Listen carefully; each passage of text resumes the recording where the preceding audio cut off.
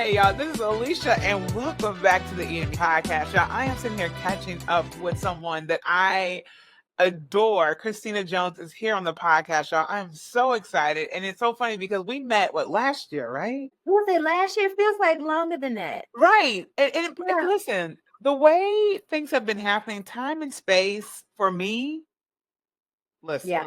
it's been a thing. So all that to say, y'all, we have known each other for a while, and I'm Yes. so glad that she is here. She is the host of the Unlearning, right? Thank you for getting that right. Yes. The Unlearning. It's been called so many things by other folks. Yes, it is And called the listen, Unlearning. I peeped your new artwork. I was like, beautiful, beautiful. Y'all, when you get a chance, definitely listen to this podcast. I love it. I was honored to be on this podcast. So, Christina, thank you so much for being here. Yeah. You were like my first or second guest. No way. Yeah. Yes. Okay, I did not know that. And listen, y'all, I was just saying to Christina, I was like, listen, she's like on professional mode times 1,000 in comparison to me. All the forms, like just super professional. I would have never known I was your first guest. That's wild. I'm blown away. Well, listen, you fooled me. I'm telling you. And we had a great time. Like it was such a good conversation. And like I said, I'm so glad you were here this week for us to just catch up and then just talk about. I've been sharing with people, particularly this month. I don't know how long I'm gonna let this ride because I feel like we're at a point in human history, if you want to call it that, or just our evolution, where we're really looking at liberation and what that means for the human race. And I'm glad that you're here to talk about that here with me because I feel like your podcast in particular, the Unlearning podcast, gives us that lens of really taking in the inventory of like, what do I really, and what have I learned over the years by way of family, friends, whatever, that I really need to kind of like sit with and see if this is really working for me or if there's something that I need to like kind of unravel and change the scene, Yeah. And thank you for making that connection because when I started my podcast, it was really me going through my own journey of liberation, like getting free from things that I realized were no longer working for me. And I told you the story about how I was being called literally to the mountains. I moved from New Orleans below sea level to now 5820 in Colorado to be near the mountains. And what I realized was that the mountains was a metaphor for what do you do when you can't keep running from things? You have to face it. And in order to face it, you have to let go. You have to unlearn, which is a conscious choice. You have to recognize that wherever your foundation was not a stable one. Right. I think we all come to a point in our lives where we have to say, okay, this is not working for where I'm going next. And we have to let that go. And then the question is, what do we then embrace? And so within that, it's getting different perspectives through people's lived experiences with the hope that someone's going to listen to that and then just, wow, here's a way for me to let go. I never thought about it that way. And I think that's where, for me, liberation comes from, is that process of being aware enough to recognize when you need to let things go that no longer serve you. Yeah. And then you move forward from that. Yeah, I totally resonate with that because I feel like when I started really taking in the whole idea of me just taking inventory of who I am as a person, because I feel like for me, I don't know about for you, like growing up, there were certain standards, right? And it was like, okay, I have to follow and meet these standards and not really just looking at who I was. Like I was just trying to just make sure I was checking off all the boxes that I was told I had to check off. And that was burning me out as a person. I was thinking about that when we'd reached out and connected about liberation, because when I grew up, I'm from the South. Mm-hmm. I grew up in New Orleans. And when I grew up during that time, and this was like the 80s, my birthday is next week. Happy birthday. So there were only, as a Black person, it was only one way for me to be. Mm-hmm. And that's the stereotypical way that we see Blackness show up through other people's perspective of us. And I knew I could never, I like books. I'm a nerd. I like critical thinking. I liked to read, and to grow up where that wasn't always popular with my own people but not wanting to live in another world, but thinking that that was the only way. Like, I can't be intelligent over here on the Black side, but I know I'm not white and I'm not trying to be white. Where do I fit in? Right. And that's when I started to learn, to connect it to liberation. It was about me getting free from one side wanted me to be, and one side said I couldn't be anything other than that. So I had to liberate myself by getting in touch with who I was as a person, as an individual, before my true evolution of a spiritual journey, but just saying, like, who am I? And sitting with that. And that was at a young age. And making the choice for myself to say, well, that's not me. These aspects are not me. These aspects over here are not me. And I'm going to create the space moving forward for myself to be me and for others to be themselves. Yes. Because I want to be me. Yeah. Yeah. Thank you so much for just putting language to that, because I feel like as you were saying that, I was like, yo, Christina and I were the same kid growing up. Because growing up, I was that kid. Like, I academically, that was like my world. I was in the academics, I was in the theater, performing, and listening to alternative music. I was that Black kid that people were kind of like, where do you belong? Like, you know what I'm saying? Like, it was just like, we see the skin color, but you're not meeting all the markers that we would then put you in that peg of being that traditional Black person. So like you said, it was like always trying to find out where I belong and then realize, okay, I've got to create my own being because I am pushing against something that's not really me. Like, I'm trying to fit in this weird peg that's I just don't fit in, you know? The shoes didn't fit. I was, to your point, you were in theater. I was in orchestra. How many Black violinists just walking around during my time? You're like, it wasn't that many of us. Like, we were, especially in New Orleans, like, it's Mardi Gras time. Like, everybody's in the band. Right. We're in the band. So orchestra, you could maybe be in choir. Right. Oh, heck no. Like, and it was like, but if that is where my gifts are, and that's what helped me really to pull away from, I'm always kind of a lone wolf anyway. I do my own thing. But the fact that, having to fit, and I told you, we talked about this before, labels are damning. That's why I don't like putting labels on people. Yeah. You are Alicia. Plain and simple. How your being shows up.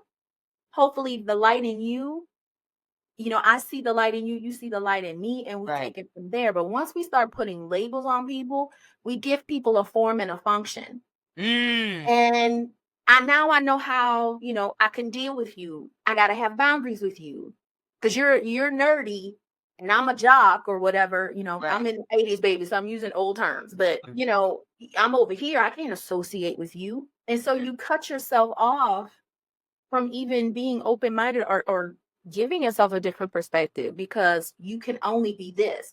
Yeah. And then you start to internalize that to say, well, I guess I can only do these things. I can't do anything else. My daughter told me something recently. Now, what she had told me when she was younger, but she attended one of the schools I worked at. And she said that one of the teachers, she was in the gym playing, it was after school. And one of the teachers came up to her and told her she needed to grow up. Yeah, exactly. I was like, who? What? And why? And we talked about the fact that that happened in 4th grade. She's now in 10th grade. And how she has felt all these years that she had to be a certain way so she couldn't do things that kids do. And here it is, I'm pushing her to, like, girl, live a little, like, do kid things. And that's the reason that she felt like she couldn't, because someone else in the moment had put a label on her and she received that and internalized it and was not under liberation, right? She didn't liberate herself. She was basically, that label put on her imprisonment. Like she has to be only this way. And so we had long talks so she could unlearn and we could change that mindset and understand how we don't allow certain groups of people to tell us anything about the core of who we are. Right. And how you deserve to be a child and why someone outside of being Black would tell you something like that growing up in the South and the history that we have endured at the hands of other people. So we had to get our crowns right. And don't ever let anybody put something on you that you don't receive. You have every right to say, I don't receive that. Right. That's not me. Thank you so much for pointing that out. Give me 1 second because I can smell my Yeah. food burning. Give me 1 second. Okay. What I was going to say was thank you. Like I said, thank you for that because when you were saying that, like grow up, I instantly thought about Black girls, right?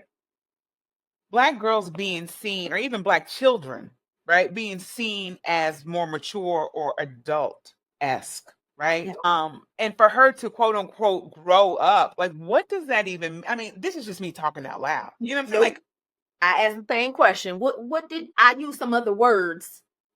But I'm gonna keep it clean. What did they mean by that? Because I know what they meant, even if they weren't consciously aware of what they meant by telling a little Black girl in the 4th grade to grow up. Why does she need to grow up? You're the adult. yeah. That and it's so funny because even like thinking about that idea of her being, put in this like position of, okay, I must start quote unquote growing up. I can't be a child. I can't be free and just play and learn. Yeah. Because at that time, you're in 4th grade. What are you, 9 years old? Like you're Yeah. still developing and learning the world around you, and you should have adults around you supporting that and allowing you to just create, the world that you hope to like continue to grow as you continue to develop on. And that is just wild to me. But as an educator, I also want parents, because I am all about helping parents to understand, especially Black parents, that school is not everything that you think it's supposed to be. And the best thing you can do for your child, in my opinion, as a parent and as an educator, is to educate your child yourself, because there's so much that gets missed. Good intentions, but the impact we still suffer with. Trusting someone else or relying on someone else to only teach our child in the way that they should go. And so she didn't disclose it to me until this was last week. We had this conversation. Wow. Had she come and talked to me in that moment, we would have straightened her crown then. My child has been carrying around for 7 years that she can't enjoy things. And this is what she said. She couldn't have fun because she needed to grow up. Knowing that the person who told her that, I'm not going to get into too much particulars, but this person also had an issue with my daughter and had a bias towards my daughter because she was at the same school that I worked at and felt my daughter got privileges. When everybody knew I jacked my child up in a New York minute. Right? So, but in their mind, that's what they thought. And they put that on my child or anyone else's child. That's why you got to be an involved parent. As a taxpayer, you have every right to be in the school space and ask what's going on. How is this? It's a partnership. And I always tell parents that don't just drop your child off. Right. You don't know what you're going to get. Exactly. Yeah. Yeah, it's wild. And it's crazy because my daughter is 16. And I think about certain things that happened to her growing up and how I would have to, like you said, you had to go in and allow them to, talk through things, right? But then come in and be that support and let them know, like, listen, I am here to protect you. And if it means that I have to confront somebody, then the confronting is going to happen because I am not in that classroom with you. I am not there to do all the things. And like you said, it's so important for you as a parent to always ask, how's your day going? Even sometimes they don't say it. It's just trying to stay involved and figure out certain things. Because like you said, sometimes kids do feel a little nervous to share something with you. And my daughter has said that to me. She's like, Mom, sometimes I'm worried about me saying stuff to you because I know how you get. But I'm like, that's where, I get irrational sometimes when it comes to her because I don't want anything to happen to her. But at the same time, it's like, I still need to be there to support you and to let you know that it is okay for you to come to me with these things. You're not going to be in trouble because these are adults that are doing these things, right? And that's kind of connecting it to the liberation part is, my child, and she's also 16, and she's like, I need a job. I need a job. I said, well, why? What do you need a job for? So that you could be part of the system earlier and work yourself, Your job right now is to be a child until we are well equipped to be an adult. And so what that looks like, I don't think starts at 18 and you get kicked out of the house. I heard someone say this, especially when it came to Black families. The worst thing you could do if you want to continue to have a child, like not accrue wealth, is to kick them out at 18. Because they get their job, they're trying to learn how to pay bills and make ends meet and all of these things. Let your child stay until they feel like they're ready and they're established. There's a lot of cultures who still take on that collective mindset that we have lost along the way because we've been conditioned to assimilate. Yes. In certain spaces and places. And the fact that you even brought that up, I love that you pointed that out, because I'm thinking about other friends of mine that are from other cultures that were afforded that, to say, their parents were like, no, you're not leaving until either, if they're traditional, like in terms of like you get married or whatever, or you are established and feel secure enough to leave, for you to just, at 18, it's time for you. No, like, right. And I think about myself at 18, like listen, like, think about your 18-year-old self and like the maturity level that you have at that point, the preparation that you have at that point. Because even though your child may be 18, they might not be, and I'm pretty sure they're not ready to just go out into the world, be independent, have that job, and to set themselves up in a way that most adults have already kind of like established, especially now in this economy. Like, it's impossible. Yeah. And it's adult is just not size to what you're saying. Like, adult is not just being big, because you're still a teen, 18, right? For you to, the point is to equip you with the tools mentally, emotionally, physically, spiritually, in order to say, I can be an adult, move into adulthood. Right. And that doesn't happen overnight. Right. It doesn't happen when you're trying to, you kick a child out at 18, or they decide to leave. Right. They gotta learn how to make friends with adults now, right? Adults who are not just teens, 20s, 30s, 40s, people in different phases and in different spaces and mentally and emotionally in their life. And then they've got to be able to hold down a job. They've got to have responsibilities. Yeah, we've been teaching them that along the way. But now it is, well, I had to help my daughter unlearn this piece about it's for real. It's always for real. Right. You're 16, you are learning behaviors that are going to help you be successful. That just doesn't happen as an adult. Like, now I get to live life because I'm an adult. How many adults say, oh gosh, I wish I could go back to my childhood. I wish I could go back to this. You're living now. So for me, the liberation comes from the mindset. It comes from a couple of things. It comes from your individuality, and it comes from your mindset. Because we tell people to wait to do the thing, but you can do the thing now. In some way, shape, or form. Yes. If we have so many if-then statements that we put on ourselves and each other. When I lose, 60 pounds, I'm going to go on vacation. Then I'll be able to wear the wedding dress. I'll be able to do this. I'll be able to do that. Right. Yes, it's good to have goals and motivation. However, if you're only basing your happiness and your existence on that one result, you are missing out, and you've conditioned your mind to only be able to be successful if you have that thing. Yeah. That way. Right. And thank you so much for pointing that out, because I lived so many years in that mindset. If I just lose the weight, I'll be able to do this. If once I get this amount of money, I'll be able to do this, that. And it's like, no, start putting the steps in place now.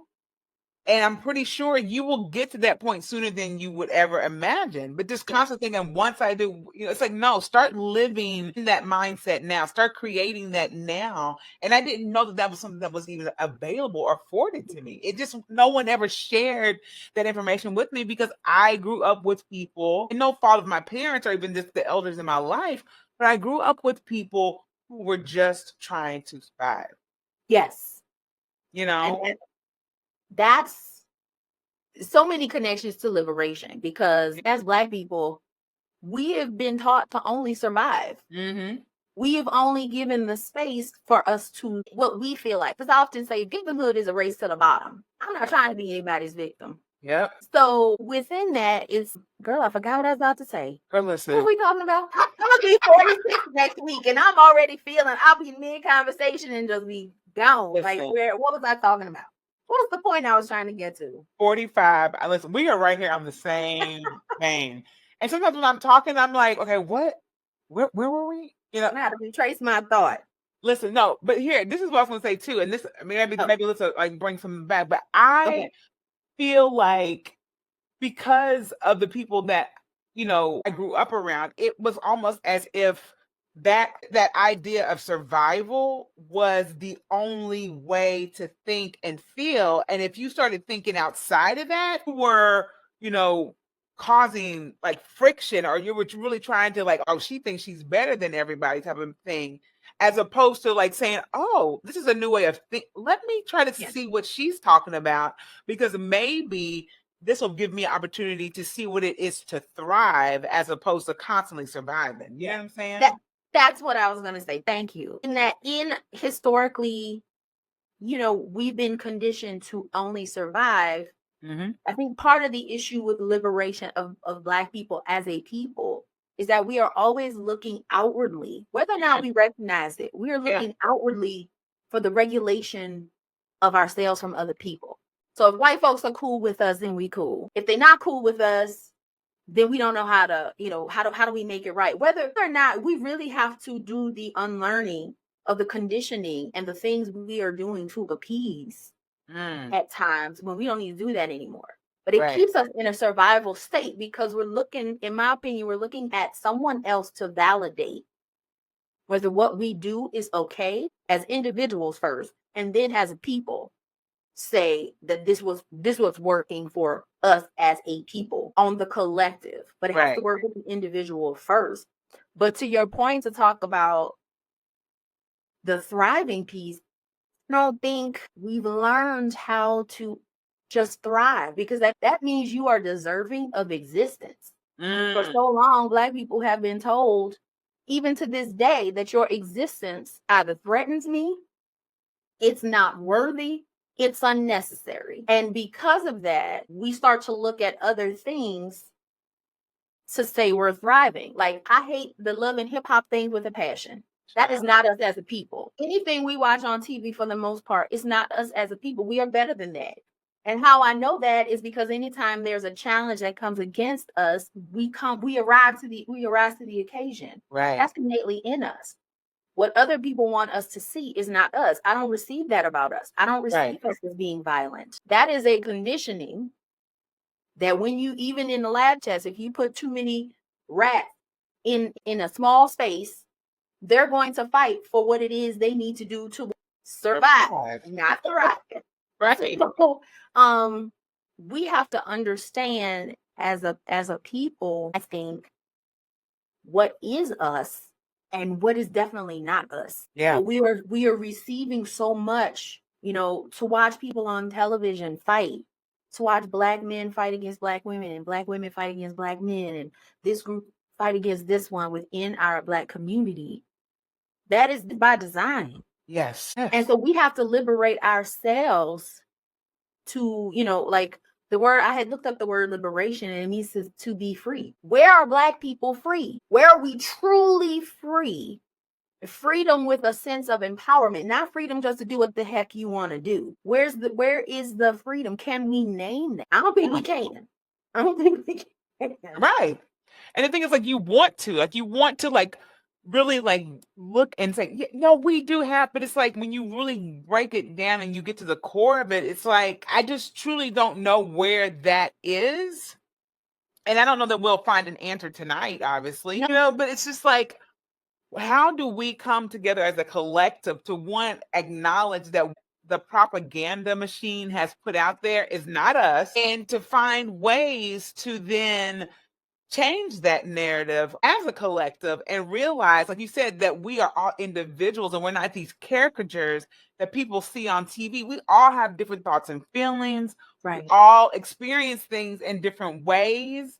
You know what I'm saying? And that's where, for me, I would love to see us go as a group of people to just say we're all different. We share skin color, we share culture, but beyond that, we're different people. Yeah, I don't even know. Well, two parts. I think when I grew up in the 80s, right? So we had the Cosby Show, we had the Different Worlds.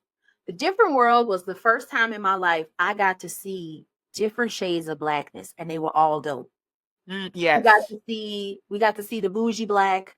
We got to see the hardworking black. We got to see the flowery. Freddie was my favorite. Yes. She was like all up in the clouds, like like an Aquarian, just all up in it. And that to me that's where I want to go. I want to see that kind of black.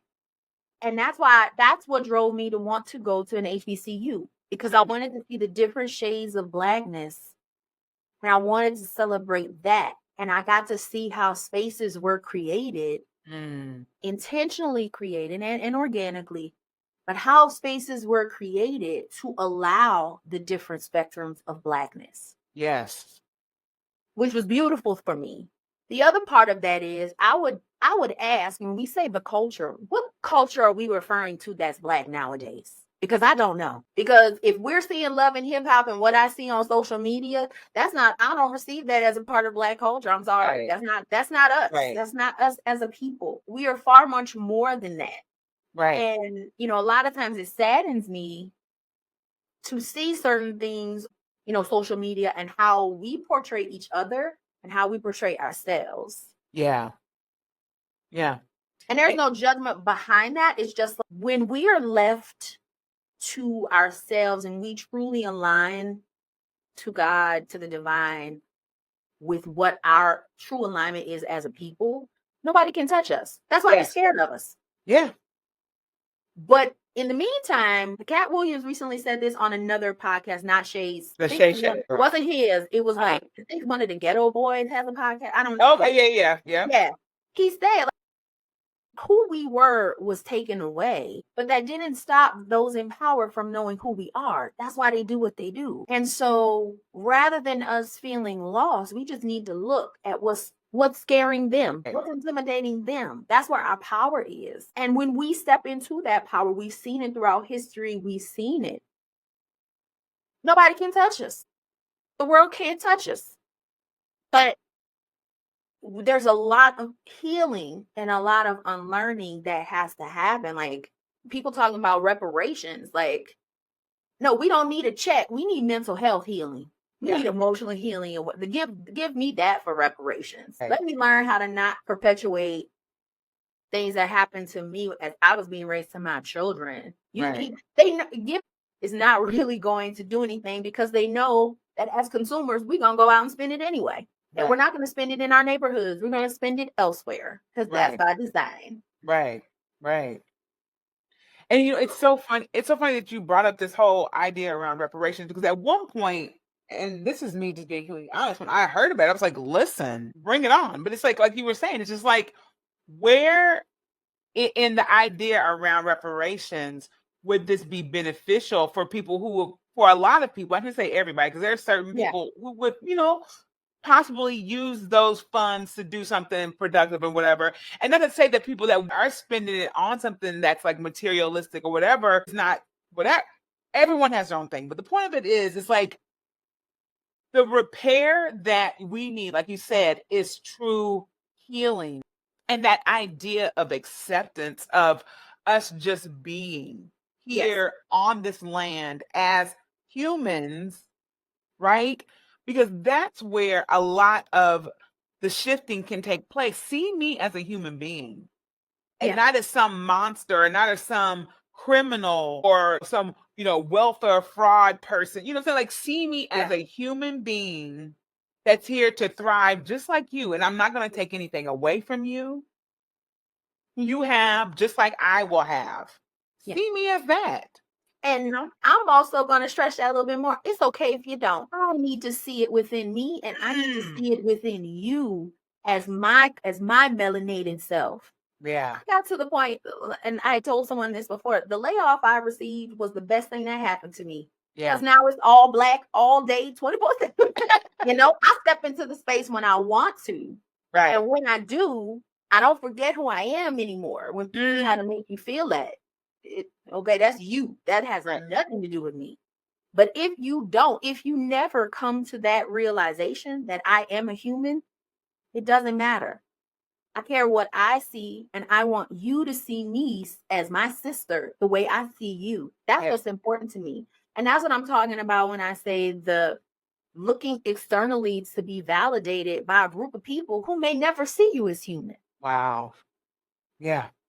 It's so funny that you brought that up because I work at a school as well. And we have a DEI coordinator, diversity, equity, and inclusion, for those who might be like, what is So the diversity, equity, and inclusion coordinator, what they do, and I could be saying her actual title incorrectly, but what she does in our space in particular is, she wants to, one, expand on the idea of is this space diverse? Is there equity in this space? Are we including those in this space in equitable ways to ensure that they feel supported in their workplace, right? And I mean, she does more than that, but that's kind of like the gist of it.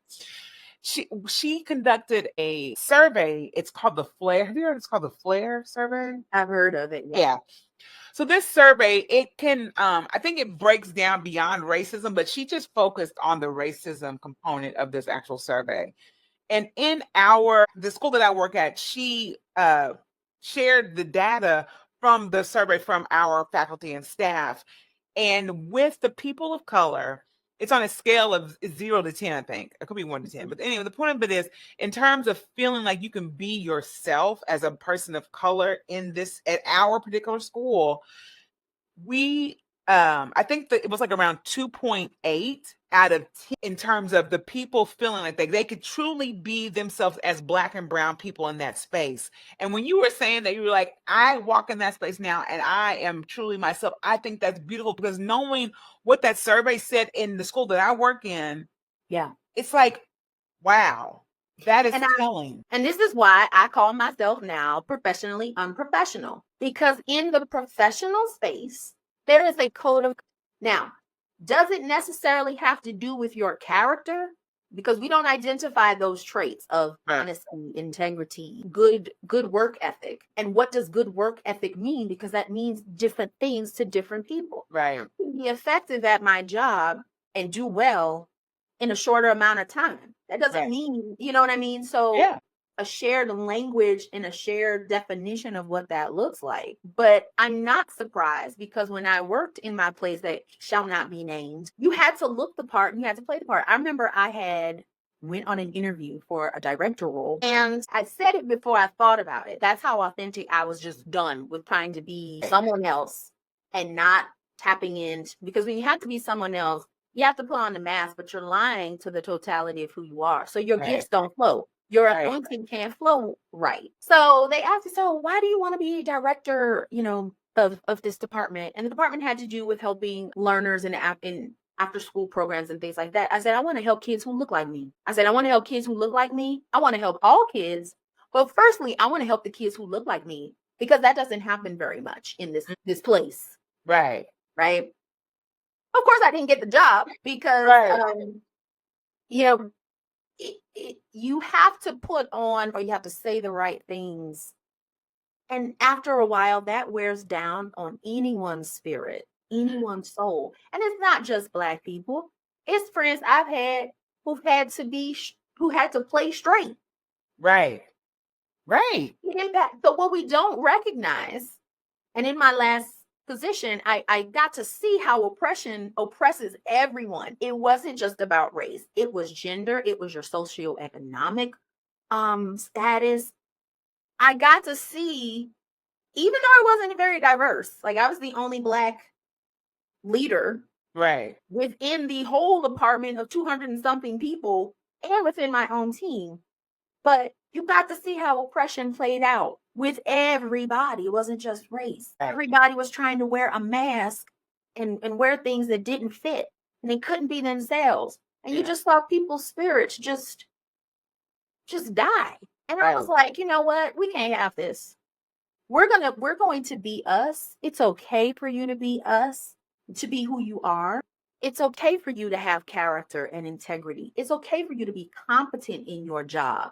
So how you need to show up and express yourself has some piece, but very little to do with how competent you need to be to do your job.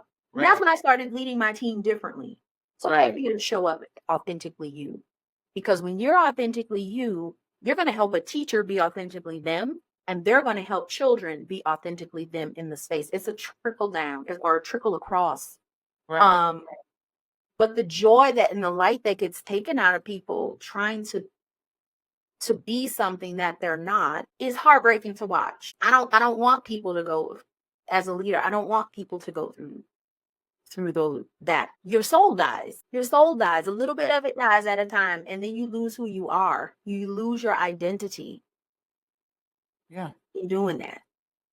And thank you so much for one, just sharing that. And then also pointing out the fact that this goes beyond race, right? Because you'll see people in spaces that you work in or just in everyday life, and you're like, that's not who you are, and it's like you said, it's heartbreaking to see that, because it's like, you're trying so hard to like I said earlier, you're checking off all the boxes to meet those standards, right? And then as you're doing that, you're like, what the hell am I even doing? Like, what am I doing? It automatically, and my motto whenever I'm leading a team or whatever I do, people ask me like, wow, you're creating these things, and how do you do that? I have joy. Right. And they're like, how do you get joy? Like, I was designing something for a client, and they were very like impressed with what I created, and I got all these questions like, how do you do that? I was like, I just do it. Right. And they were like, well, how do we bring the joy factor? I said, joy is not something you can think about. It's something you have to feel. Where in your body, where in your life does something bring you joy? Like you and I both said earlier, like, I don't get joy in always doing the social media pushing stuff out, but I love to create and come up with the ideas. I love creating the structure that other people can execute. That brings me joy. But joy is not something you can think about and say, well, hey, y'all, let's have this dialogue about how to bring joy. Joy is something that's felt. And I learned that with any team or any DEI session that I facilitated, how do I bring joy? And to bring joy to a situation, you have to be honest. So when I'm in DEI facilitation, let folks know I'm here to support Black folk because you need a healing. Like my whole business. So outside of the podcast, I have a business that's called Humane in the Membrane. Oh, I love that. And what I noticed, like to your point of what you're talking about, I would sit in these sessions and my white counterparts or other BIPOC counterparts would walk away with this knowledge like, wow, I learned a lot. And here it is, I am sitting triggered with energy and things that I don't know what to do with. And I thought it was just me and my lived experiences until I started talking to people of different races, different, sexes and genders. And what the story was and who it was being addressed to only supported the knowledge, but didn't connect the heart and recognize that somebody in the room needed to be healed. Yeah. And that's why my business, like we design educational and learning experiences, connect both the mind and the heart, knowing that someone's knowledge is another person's trigger. Where's the space for healing? Yes. They both can coexist in the same space, and they should coexist in the same space. But I have told my white counterparts that when I'm facilitating, you're going to walk away with some newfound knowledge. But I need you to understand that there's someone else sitting here based on their identity and lived experience that is going to be hurting, and they don't receive healing, and they get nothing from these sessions because they're reliving trauma. And that's one of the things I tell that like blows the cap off. The other thing I tell people, especially my white counterparts, is that you're going to sit here and you're going to hear some things that are honest that you're going to have a disconnect with. And I'm going to tell you why. Let's name it. Because when we talk about culture, you only see yourself as white because in exchange for being white and some of the privileges that come with that, you have had to deny who you were when we get specific about your culture. That's why you can't tell me most of the time that you're from, your ancestors are like Polish or this or that, Right. because you just identify as white. But I'm going to need you to open up, and I'm going to need you to explore that, because that's how you got cheated out of this whole system. And the mind and the eyes go, oh my gosh, like as we dive in, like, I never thought about that. Like, I didn't get to know my culture. It's like, but the beauty of it is that now you do. Now you get to explore. So yes, Black people's culture may have been taken away, or Indigenous people's culture was taken away. Yours got taken away. You just got a label that granted you access and privileges. Yo, listen, thank you for so much for just putting that in perspective, because I mean, I'm pretty sure people who are listening to this too have been in DEI trainings. And that, when you said the triggering, I was like, yes, and ma'am. Like, sometimes you would just walk away from those trainings like, really? Like, and now I'm supposed to go back to my job and act like I'm enjoying this space. Like, there were never opportunities for that healing. It was more just kind of like front loading you with all of the things that you've been exposed to all your life that have just kind of allowed you to feel like oppressed and like you don't belong. And now I'm supposed to just go back to work with these people and be cool. Like, And to that point, I was look, don't talk to me. Like, when Roots came out, and my team was cool. They were all white. right. And everyone was like, this is so knowledgeable. Let's go eat lunch. And I'm like, nah, I can't do that. And they're like, you don't want to come? I was like, no, I need a minute. And so I'm walking the parking lot trying to get out this energy. And then if it was something that someone said, either intentionally or, not, just ignorant to something, I'm sitting there like, oh my gosh, the cognitive load that people don't understand, that Black people and BIPOC people or anyone who may be marginalized has to go through in that space. And again, it's not just Black people. I have friends who are part of the community who also, I learned from one of my friends, like, I think I told you this before, when she had told me about how, as a lesbian woman, like how she had to like be on code. And I was like, what are you talking about? That's like a Black thing. And it was like, no, until I sat down and she started explaining how she had to pretend to be straight. And I was like, no. Or how when she walks into a room with people, she also has to be hyper vigilant and kind of see where it's safe. And I thought that was something only Black people did. Right. But to know that it also brought a connection, and it also brought someone who could empathize and understand, and we could support each other. Yeah. Because we had that in common. Like, this is not cool. And so she would have my back in the space, and I would have her back in the space. Yeah. And that's how I think it should be, is like that understanding where we can connect and empathize and support each other. Like, an ally comes through action. Yeah. Ally doesn't come just because I can talk a good game. You know how many books are out here that I could read and talk? Like, no. I'm gonna need to learn, and it's okay to ask question. That's how you liberate your mind. Like, to say, I'm so sorry, I might offend you by asking this question. It's not intentional. Can you explain such and such to me? And vice versa. And having that, we have, just like we have different shades of Black, there are different shades of whiteness, there are different shades of all peoples. It is the intent, and when someone is authentic and genuine in wanting to understand versus wanting to have the language for virtue signaling. Yes, virtue signaling. That's a human read. We can read that. Oh, you just full of it. No, I'm not gonna give you the keys to the kingdom. No. Oh, girl, I don't know. You don't have to look that up. I love that virtue. I love that, because that was also triggering for me too. Like, we would sit in these sessions, and I'd have colleagues who would, and this is funny because there would be white people talking about other white people about their wokeness.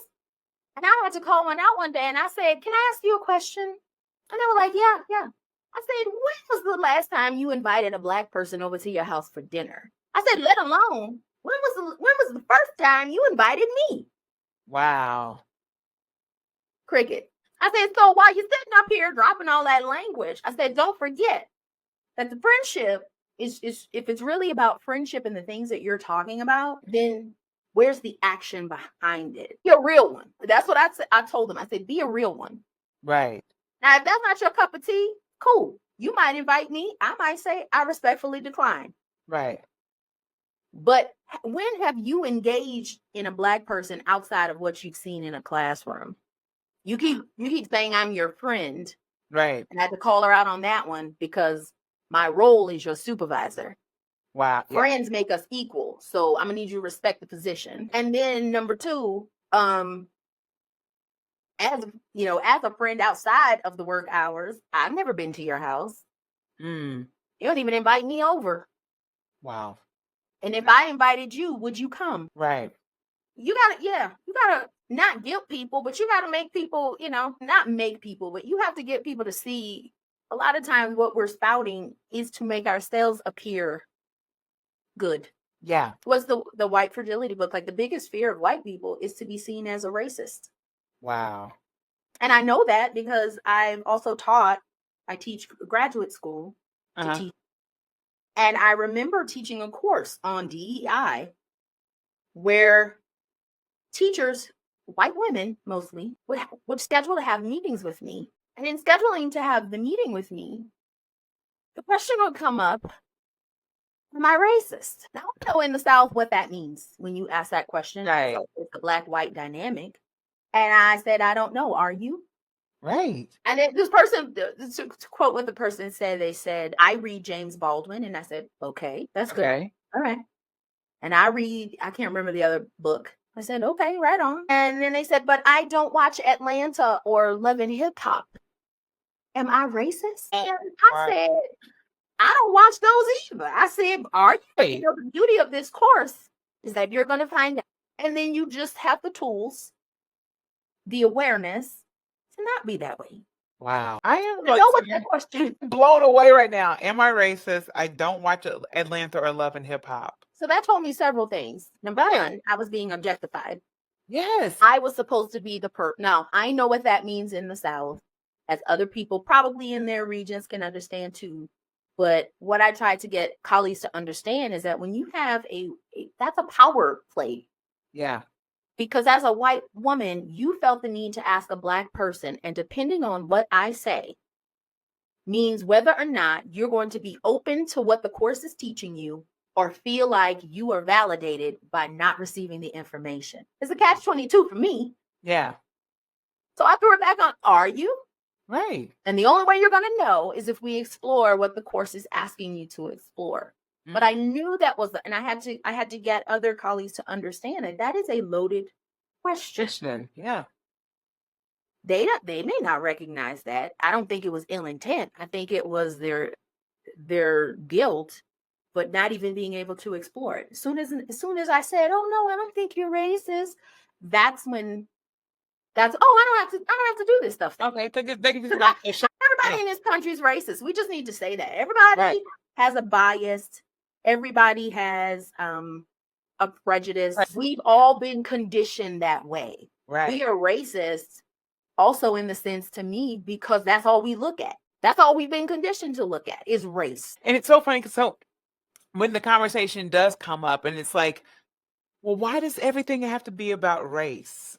And it's like, because that's just the way things have been set up. It's always that pushback of like, when you are trying to address it, well, why does everything have to be about race? It's like, well, because that's just what this society has been founded on, really. It is what it is. It's like, trust me, I don't want everything to be about race. I don't want to constantly have to have, like you said, to have these conversations that require us to really, sit down and talk about the fact that you see this, you see a person of color or someone that's in a marginalized group as less than, and we have to break it apart for you to, or whoever that is, to understand that this goes beyond, my racist. No, we need to break this down in a way. Not only are you racist, what are you going to do now with this information to ensure that these people in these spaces don't feel the way that they have either shared in some type of survey that I was talking about before or whatever that looks like, Right. And I think it's that question. It's also, well, I wasn't born I wasn't born, I can't help that I was born in this skin. Well, guess what, honey? Neither can I. Right. That doesn't make you better than me then. You just said it by your own admission. You Right. can't help that you were born white. I can't help that I was born black, Right. melanated for other people who aren't black. So within that, that means that we should treat each other the same. That one was a kicker for me, and the other one about privilege and that. Everyone has privilege. I had my supervisor say that. Oh, everyone has privilege. Yeah, but that's not the privilege we're talking about. The privilege we're talking about is the access and opportunities that one gets to just openly exist without being questioned, without your worthiness or your intent or your character being questioned. That's the privilege that I'm talking about. And we know that sits with white privilege. Yes, I have able-bodied privilege. Right. Yes, I might have educational privilege or financial privilege. I'm not saying that I don't have those things. I'm talking about how that particular one or race has been created as a part of a system that keeps other groups down at the expense and detriment of someone else. That's privilege. Right. That's I mean, privilege. I have to sacrifice something of mine, on my person, so that you can exist. That's where the whole, like, if you think about discomfort, I let white folks sit in their discomfort, or anyone with a mindset, I let you sit in your discomfort. Why? Because we have been, as Black people, innately taught that we are supposed to help or appease someone to feel better. Right. You'll never learn. Learning happens through discomfort. It's called productive struggle. Wow. Okay. Black folks is new to this. I mean, and Black folks are not new to this. Maybe some of our other counterparts are, but we've always had to learn through productive struggle. Anyone who learns, it's actually a math term about how you allow a learner to begin to, like, problem solve, is basically what it is. Right. Right. Well, then let's apply that principle to everyone. Everyone should go through productive struggle. That's a sign of, Right. well, if we keep taking on the burden of people not only understanding or getting knowledge, but actually applying what they've learned, like you said, then we're stopping them from productively struggling and growing. So how can you be a true ally? How can you support a cause when you've not had to reckon with some of the things that you might be thinking or feeling towards someone else or towards another idea? Like, you have to do that work. Right. Black folks do enough work. You got to do your work. Like, that's another mental load while still in survival mode that I just don't have. Right. I don't have that for you. Right. And I feel like the more that this work continues on in terms of the DEI focus, I feel like that will create liberation, not just for Black and brown people, but also those that consider themselves white. Because I like basically what you were saying before, the opportunities of you actually exploring your culture have been diminished because you have been trying to uphold this whole idea of white supremacy. And so you are not liberated in this whole process either, because you truly are not being your true self and have had the opportunity possibly to explore who your people are as it relates to the culture of who you are. That's the space that I like. You should, I mean, just to see the reactions, because I would have learners who, when I'm asking them about their culture, I'm white. I don't have culture. It's like, but you do have a culture. We would go back and forth with that because they're like, I'm just white, but they're expecting culture to look like Black or BIPOC culture, but every culture is different. Right. So I had to help them to understand okay, we are a culture of educators. What does that mean for us? You're a culture of, like, middle-aged adult learners, right? What does that mean? Like, helping to unpack that and kind of scaffolding that for them, because the cognitive dissonance was, I'm not Black, I'm not Hispanic, I'm not Asian or whatever, therefore have a culture, or I don't deserve to have a culture. And that's where we see white guilt. Now, I am not about, in the learning environment, I am not about putting the guilt. There's just as much damage for a learner to feel guilty about being white. You should not be ashamed for being white. Right. You just need to understand and embrace your culture. And then when you understand your culture, you'll appreciate other cultures. And then you'll find ways that your cultures connect and you'll have a better understanding. But we want to kind of jump to the finish line. Yeah. And like I say, like this country was built. It took a long time for us to get to like this point. It's gonna take just as long. Right. Or half that time to like actually heal, but you have a responsibility. Right. You have and I tell this to people in my sessions as well.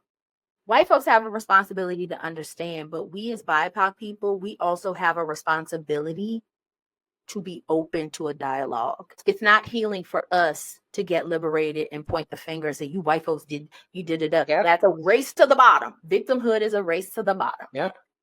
It is, and I would say like your responsibility is to find a way to begin to heal. I'm not going to say you're going to be completely healed, but I share things like I use trauma-informed practices, use breathing exercises. I give learners resources that they can be empowered to then move forward. Because I don't want people to feel the way I felt in sessions, but you also have a responsibility not to take on someone else's learning, but you just need to help hold the space so that we can start having a dialogue. Right. Your hands aren't clean from this either. Oh my gosh. Yeah. Christina, you are the bomb. I could literally talk to you all night long. Like seriously. And I think this happened when I was actually on your podcast too. Yeah.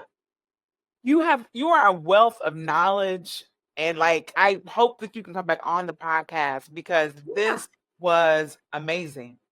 But before you go, if you could share with everyone, where they can find you on social media, and any projects that are coming up for you. Yeah, take it away. Yeah, I have to look at my notes because I'm posting ghosts a lot on social media, but you can find us on Instagram, Unlearn This 2022. You can find us on YouTube, the Unlearning Podcast, Multimedia LLC, on TikTok, Christina Jones 538. You can go to our podcast page, website. It's podpage.com/the Unlearning. And I spell unlearning, UNL, the number 3, the @NING. And we're available. Our podcast is available on Apple, Spotify. I think Google's going away, right? I think so. I think I got an email about that. Well, those are the 2 main ones, and our YouTube channel as well. What we have going on. So today is February the 1st. So every year we do our annual self-love challenge, and Alicia helped me last year, but I didn't know what I was doing. So I just kind of like did stuff. So I do want to do like a real challenge with you in the future. I would love to. Something, because I was just like, oh, I got it, but I didn't got it. I didn't have it. And so we were both back and forth. I was like, okay, I think I'm posting today. I didn't know. Like, you need to have a strategy and a plan. So I wanted to apologize today because I was just like, social what? I was right there with you. I thought I was doing something, girl. I was like, I posted. I put it out there. So that challenge runs from every year from February 1st to the 14th. And this year's theme is called Embracing You. So every day you can go on our social media. We're going to post one of the daily themes, and there'll be a little challenge. We also have this year, we created a workbook and a journal if you want to follow along, which is really nice. And I've also created a mini course. And in that mini course, you'll get daily affirmations. You'll have a reflection. There's some videos that I've created, as well as just writing. So if you want to learn about the challenge and you want to sign up, you can go to our website. And we also have a Spotify playlist. Nice. Which everybody's gonna love because it's a little something for everybody. My background's music, so I had to do it right. Right. Yeah. So yeah. I love it. And listen, this how you did last year. If you want to tag me, like I will be on the with the challenge as well. So yeah, I will post. We can talk about this at another point, but like just make sure I'm doing it right this year. I had no plan. I was like, I just want to spread love, y'all. Right. I had a calendar, but now I'm like, we about to up this game. Like, okay. for real. I love that. Yeah. Listen, you got to start somewhere. You know what I'm saying? Yeah. You got to start Yeah. somewhere. Christina Jones, you are the bomb. Thank you so much for coming on the podcast. It was fun. I always love talking to you. I know, right? This was the best. Y'all, and thank you for listening to this week's episode of the Interview Podcast. I'll see y'all next week. Thank you so much again. Seriously. Thank you. Bye. Bye.